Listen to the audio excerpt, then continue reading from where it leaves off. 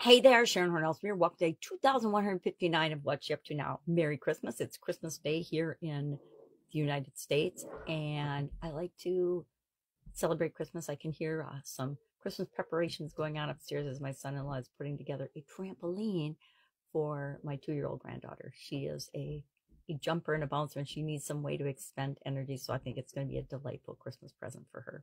So today, our idiom for Supersize Your Business was a Christmas miracle. And we had a little fun miracle happen yesterday. And I told the story in that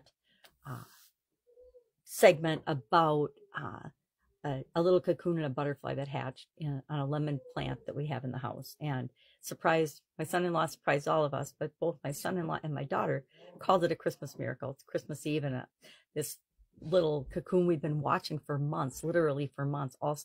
I'm not sure when it formed. When we got the tree, it was on there. And so we've been watching it. I think we got it in the fall, but it's been in the house for a couple of months with the colder weather here in Wisconsin. And so we've been watching and wondering, I always thought cocoons, and maybe it's monarchs, are like a 2-week metamorphosis in their cocoon stage, 2 or more, I guess. So this was definitely more. It was more than 2 months. It was probably September, October, November, December. I was probably at least 4 months that it was in that cocoon. So I have to look up and find out what kind of a little moth or butterfly it was. Beautiful. We finally, once its wings dried, got it on a piece of paper up to the window, took off the screen and let it fly out the window. So it was flying north. Hopefully it decided to fly south and survives the winter, because beautiful, beautiful little thing. And a fun little metamorphosis, and a thing to remember yesterday as we're watching something from the outside. And we do this a lot as people, right? We watch things, we watch people, we compare ourselves to them, but what we forget is that we really have little to no idea what they're going through, what the real story is, and what's going on in the inside. So often we look at people, and I find this with people that have physical pain and chronic pain.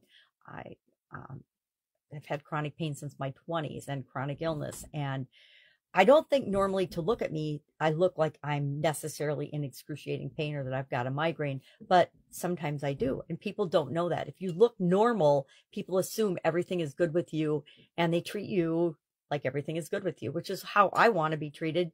But a lot of times people assume that just because they can't see something on the outside doesn't mean it isn't going on with that person. And chronic pain is one of those areas where we see this a lot.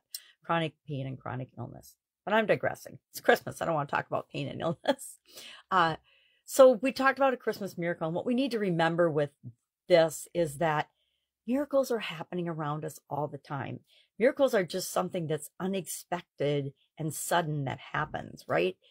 It's not some woo-woo thing that we have to look for. It's appreciating and being grateful for what is in our lives right now, so we can create more of that in our lives in the future.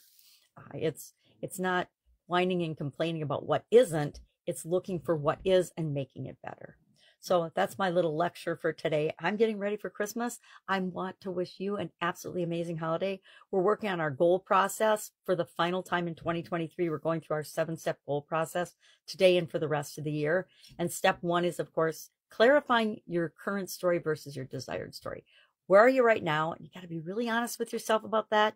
You're not clarifying it or sharing it with anybody else. You're just saying, this is the goal I'm working on. Here's where I'm at right now.